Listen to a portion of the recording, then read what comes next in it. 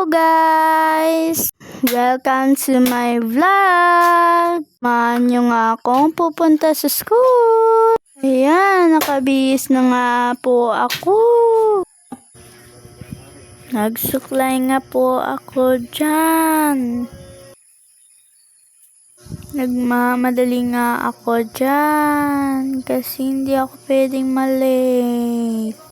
Dahil kung malate ako, hihintay talaga ako sa labas ng gate. Nagmamadali nga po ako dyan. Nagsuot na nga ako ng sapatos. Maliwanag na nga dyan.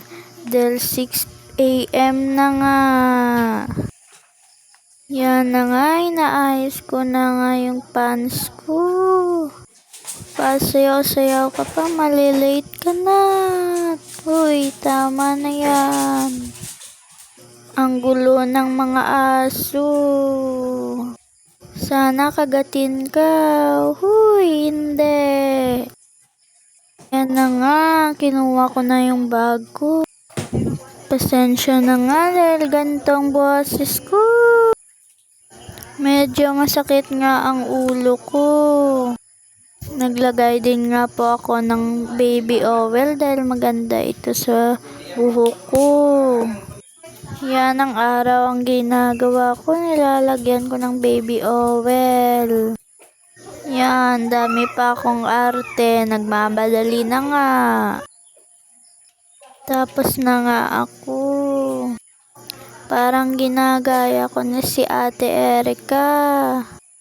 Tama na yan, te. Malilate ka na. Nahulog pa nga ang baby oil. Parang hindi talaga nagmamadali ito. Yan, pinapakita pa. Umalis ka na. Ito nga, pumunta pa ako sa itaas. Dahil mag-aayos pa nga ako ng mukha ko. Hindi na dapat tayo maging haggard. Uy, yarn. Ayan na nga guys, walang katapusan na pag-aayos ko. Marami talagang arte. Dalian mo na dyan, maganda ka na talaga. Hoy. Naglagay nga ako ng sunscreen dyan. Para maging maganda din yung face natin. Ayan na nga, tapos na. Nagkulong na din ako para hindi ako mabaho. Hoy. Saan ka pa pupunta, te? Umalis ka na. Nagpaalam na nga ako.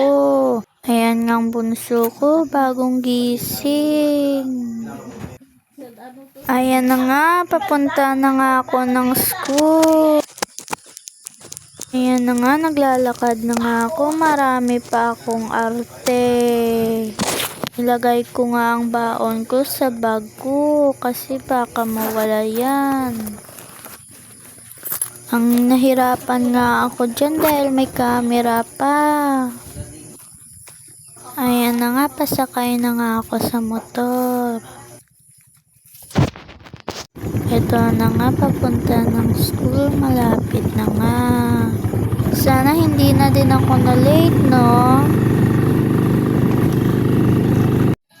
You can see, nandito na nga tayo sa school.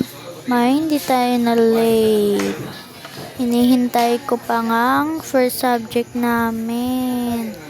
Dahil 6 pa naman, wala pa namang time. Kaya naglibot muna ako kasama ang mga kaklase ko. Ganito talaga ginagawa namin kung hindi pa time. Dahil kapag lunch na, hindi na kami lalabas. Laki pa nga ang time namin, kaya nag-enjoy muna kami. Kaya na nga, parang nahihirapan na ako. Fast forward. Ito na nga, recess time na nga namin. Nga ako nakapag-video dahil bumili ako ng pagkain. At inihintay pa namin yung next subject namin. Thank you po sa nagbigay ng Dutch milk sa akin. Ang tagal ko nga diyang kumain.